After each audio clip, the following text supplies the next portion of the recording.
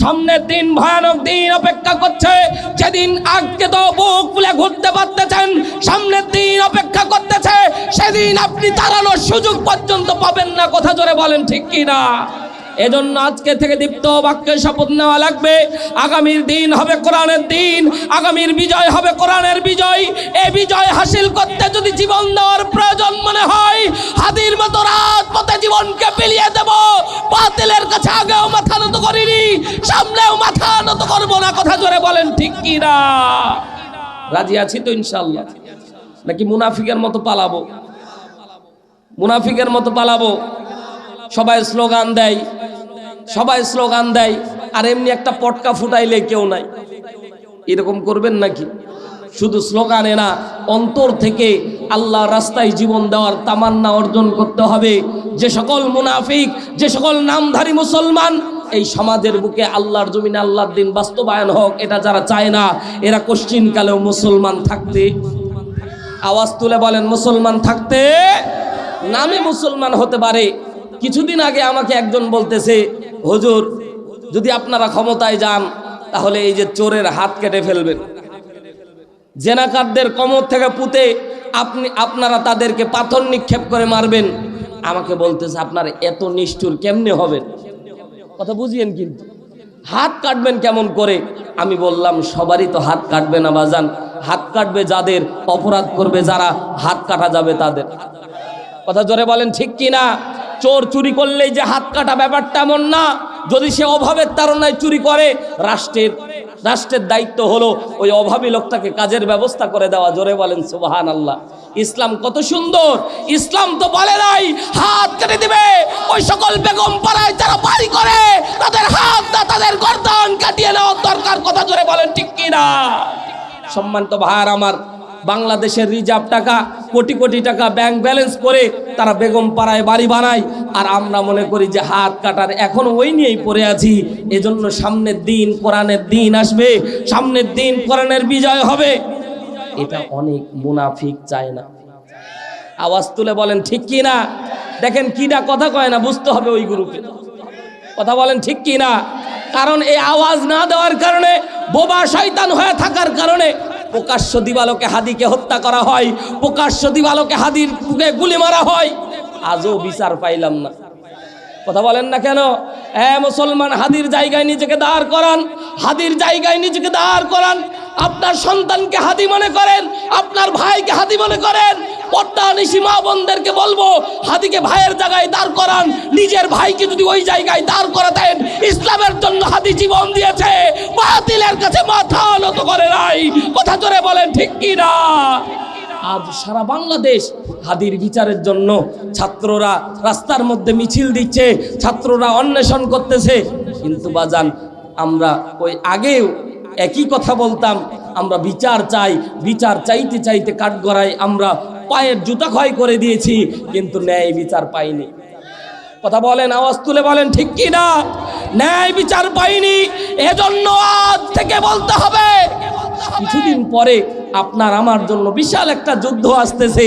এই যুদ্ধ সাধারণ যুদ্ধ না। মুসলমান, আরেকটা জিনিস মনে করেন, যেই নেতা রাষ্ট্রের মধ্যে দাঁড়িয়ে বলে শরিয়া ভিত্তিক আমরা জীবন ব্যবস্থা চাই না, ওই নেতার পিছনে যারা থাকে ওরা জাহান্নামের কীট। কথা জোরে বলেন ঠিক কি না? আওয়াজ তুলে বলেন ঠিক কি না? সম্মানিত ভাইয়ার আমার, রাগ করতেছে, ভয় পাচ্ছেন? হুজুর কি শুরু করলেন শুরুতেই? মুসলমান, ও বোবা শয়তানের মতো থেকে 10টা মিনিট লাভ নাই। হাদির মতো বুক পেতে দিয়েছি, আবু সাইদের মতো বুক পেতে দিয়েছি। বাংলার জমিনে উত্তরবঙ্গ থেকে আবু সাইদ যেমন জীবন দিয়েছে, ইঞ্চি ইঞ্চি মাটি থেকে আমরা প্রত্যেকেই আবু সাইদ হাদির মতো দাঁড়িয়ে যাব। রাজি আছেন কে কে? 2 হাত তুলে আমার আল্লাহকে দেখান।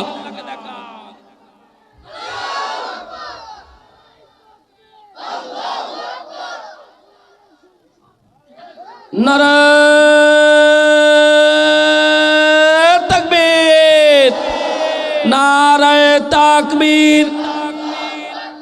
আল কোরআনের আলো, আল হাদিসের আলো। ঘরে জ্বালানোর সময় না, এখন সংসদে জ্বালা লাগবে। আওয়াজ তুলে বলেন ঠিক কি না? আল কোরআনের আলো, আল হাদিসের আলো, দুনিয়ার মুসলিম, নারে তাকবীর। ভয় পাওয়ার দিন শেষ, আগামীর দিন কোরআনের বাংলাদেশ। জোরে বলেন ঠিক কি না? মুসলমান, অন্তর থেকে আমি একটা জিনিস আপনাদেরকে বলি, হাদিস যদি বিশ্বাস না করেন আপনি মুসলমান থাকতে পারবেন না। আল্লাহ নবী সাল্লাল্লাহু আলাইহি সাল্লাম বলেছেন, যার অন্তরে জিহাদের তামান্না নাই, যে আল্লাহর জমিনে আল্লাহর দিন বাস্তবায়নের জন্য কাজ করে না, ও মুনাফিক।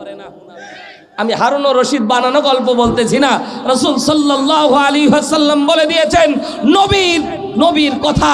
আল্লাহ নবী বলেছেন, তোমরা শাহাদাতের তামান্না নিয়ে ঘুরবা, যদি বিছানায়ও মৃত্যু হয় আমার আল্লাহ তোমাদেরকে শাহাদাতের সর্বোচ্চ মর্যাদা দান করে দিবে। জোরে বলেন সুবহানাল্লাহ। সম্মানিত ভাইয়ার আমার, খালিদ বিন ওয়ালিদ ইতিহাসের মধ্যে যার নাম লেখা হয়েছে, আল্লাহ নবী যাকে উপাধি দিয়েছেন সাইফুল্লাহ, আল্লাহর তরবারি। মুসলমান ভাইরা রে আমার, খালিদ বিন ওয়ালিদ রাদিয়াল্লাহু তাআলা আনহু যে যুদ্ধের মধ্যে যেত, আমার আল্লাহ রাব্বুল আলামিন ওই যুদ্ধে খালিদ বিন ওয়ালিদকে আল্লাহ বিজয় দান করে দিত। জোরে বলেন সুবহানাল্লাহ।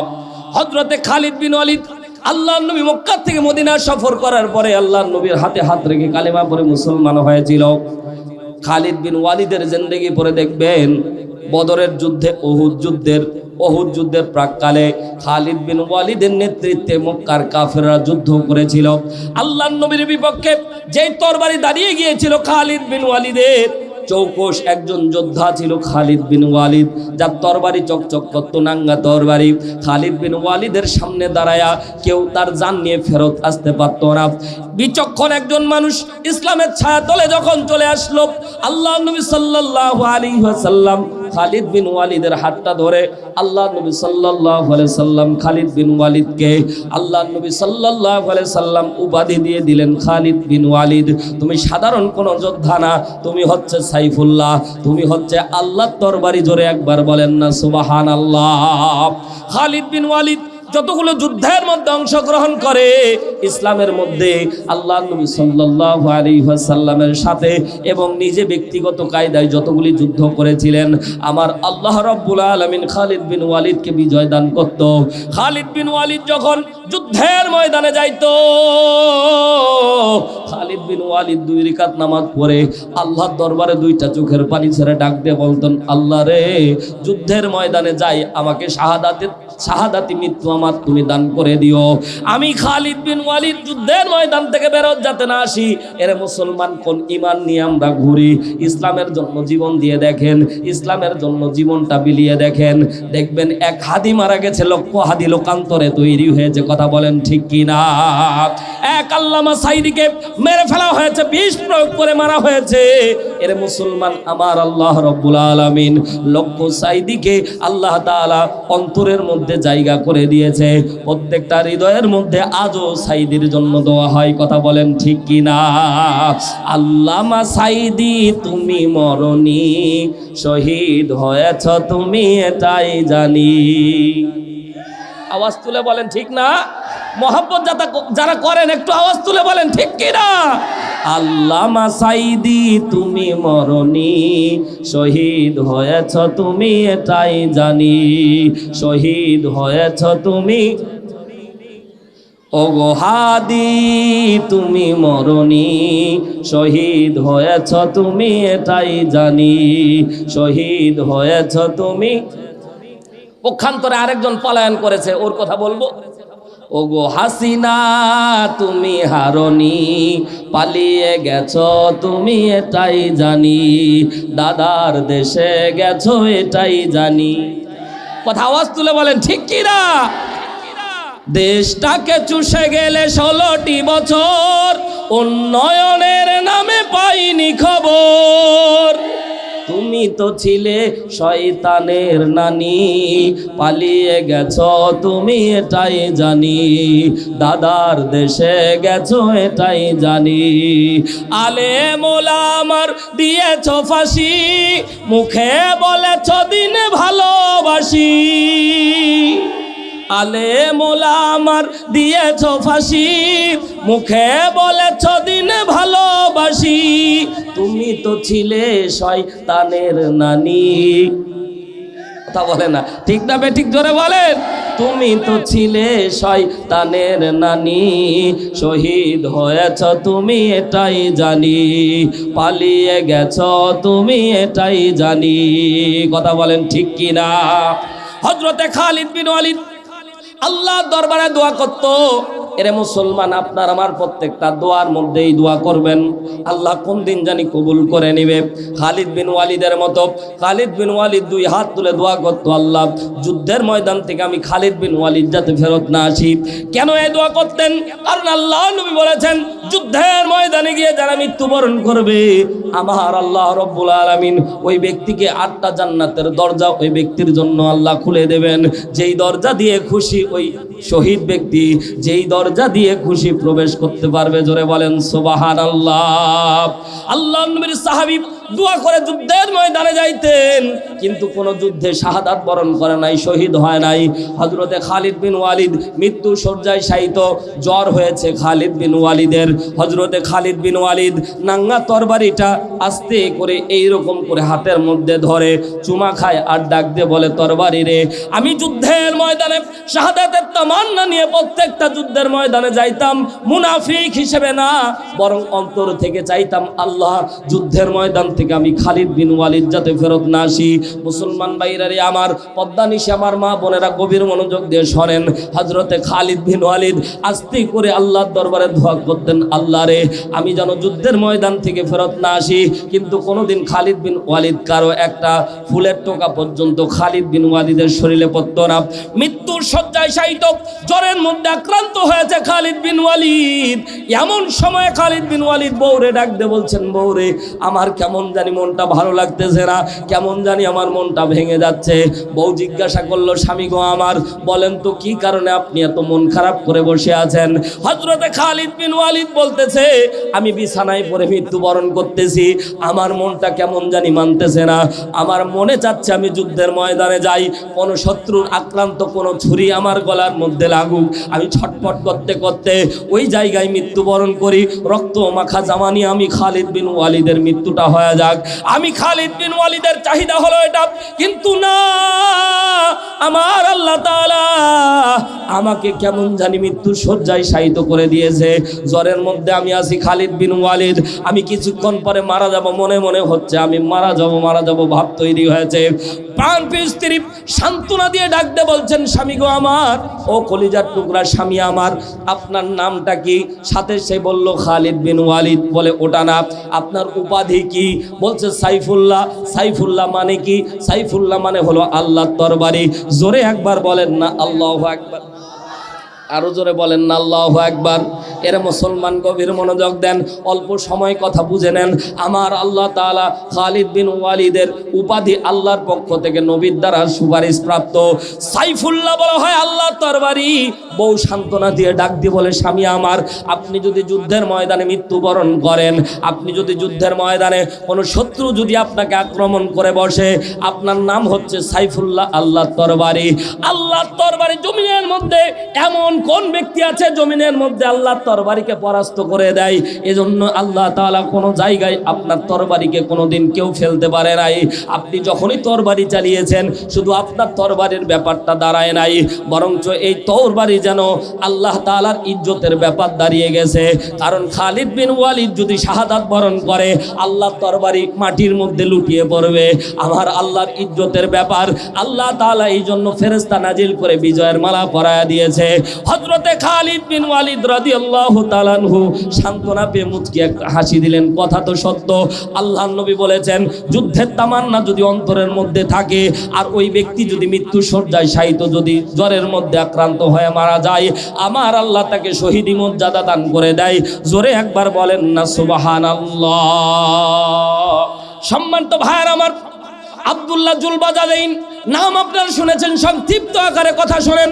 আব্দুল্লাহ জুলবাদাদাইন ইসলামের মধ্যে যখন কালেমা পড়েছে মক্কার মধ্যে, তদানীন্তন সময় তার চাচাকে ডাকতে বলছেন, চাচা গো, ও আমার কলিজার টুকরা চাচা, বলেন দেখি আমি কি করতে পারি। মোহাম্মদ কেমন মানুষ আপনি একটু বলেন। বলে ভালো মানুষ। মোহাম্মদ যদি দিনের দাওয়াত দেয় আপনি কি গ্রহণ করবেন? তার চাচা ডাক দিয়ে বলল, না গো না, আমি গ্রহণ করব না। হযরতে আব্দুল্লাহ জুলবাদাদাইন নাম ছিল ইসলামের আগে আব্দুল উজ্জা, ডাক দিয়ে বললেন, চাচা গো আমি কালেমা পড়েছি। তাৎক্ষণিক চাচা রেগে গেল। আল্লাহ তাআলা হযরতে আব্দুল্লাহ জুলবাদাদাইন চাচার কাছে যখন ডাক দিয়ে বললেন, চাচা আমি কালেমা পড়েছি, চাচা রাগান্বিত হয়ে গেল। ডাক দিয়ে বললেন, আব্দুল্লাহ জুলবাদাদাইন, এই উজ্জা, তুমি যে কালেমা পড়লা, তুমি কি জানো এর পরিণাম কি হবে? আব্দুল উজ্জা ডাক দিয়ে বলছেন, চাচা গো জানি না, আমার জীবন চলে গেলেও আমি কোরআন ছাড়তে পারবো না। জোরে একবার বলেন না সুবহানাল্লাহ। হযরতে আব্দুল উজ্জা ইসলামের আগে নাম, তারপরে আব্দুল্লাহ জুলবাদাদাইন নাম দেওয়া হয়েছিল। তাৎক্ষণিক চাচা তাকে ডাক দিয়ে বললেন, ভাতিজা, তুমি ইসলাম ধর্ম কবুল করলে তোমার সব সম্পত্তি আমি কেড়ে নেব। বলে রাজি আছি। এ মুসলমান, দিনের জন্য তো 10 টাকা দিতে আমরা চাই না। আব্দুল উজ্জা ডাক দিয়ে চাচা যখন বলল, ও ভাতিজা, তুমি যদি ইসলাম ধর্ম কবুল করো পরনের কাপড় পর্যন্ত খুলে দেওয়া লাগবে। আব্দুল উজ্জা 1 মিনিটও দেরি করে নাই রে মুসলমান। কত রকমের আমরা হাকিকত, কত রকমের আমরা হেকমত অবলম্বন করে চলি। এরে মুসলমান, আব্দুল উজ্জা তদানীন্তন সময়ে সে হেকমত অবলম্বন করে নাই, চাচার সামনে পরনের কাপড় খুলে দিয়েছে। হযরতে আব্দুল উজ্জা তাৎক্ষণিকভাবে বাড়ির মধ্যে চলে গেছে। মহাজননী দরজা খুলেছে। দরজা খোলার পরে দেখে সন্তান নাঙ্গা হয়ে দাঁড়িয়ে আছে। মহাজননী 2টা কম্বলকে আব্দুল উজ্জার সামনে দিয়ে দিল। একটা কম্বল দিয়ে লজ্জা স্থান ঢাকলো, একটা কম্বল বুকের মধ্যে জড়ায় নিয়ে মদিনার দিকে রওনা দিল। আল্লাহর নবীর কাছে গিয়ে আব্দুল উজ্জা ঘটনা বর্ণনা করলো। আল্লাহর নবী বললেন, তুমি তো আব্দুল উজ্জা না, তোমার নাম আব্দুল্লাহ, সাথে 2 কম্বলওয়ালা, তোমার নাম জুলবাদাদাইন। এই কম্বলওয়ালা অধিকারী আমার আল্লাহ তাকে বানায় দিলেন। আল্লাহর নবী দোয়া করলেন, আল্লাহ আব্দুল্লাহ জুলবাদাদাইনের রক্তকে কাফেরদের জন্য হারাম করে দাও। আব্দুল্লাহ জুলবাদাদাইন নবীর কদমে পড়ে গেলেন, নবী গো, আপনি একটু আমার জন্য দোয়া করেন, যুদ্ধের ময়দানে আমি মৃত্যুবরণ করি। আমার আল্লাহ রব্বুল আলামিন বিশ্বনবীকে জানায় দিলেন, নবীজি আব্দুল্লাহ জুলবাদাদাইনকে আপনি বলে দেন, সে যদি জ্বরেও মারা যায় আমি আল্লাহ আব্দুল্লাহ জুলবাদাদাইনকে শাহাদাতের মর্যাদা দান করব। জোরে একবার বলেন না সুবহানাল্লাহ।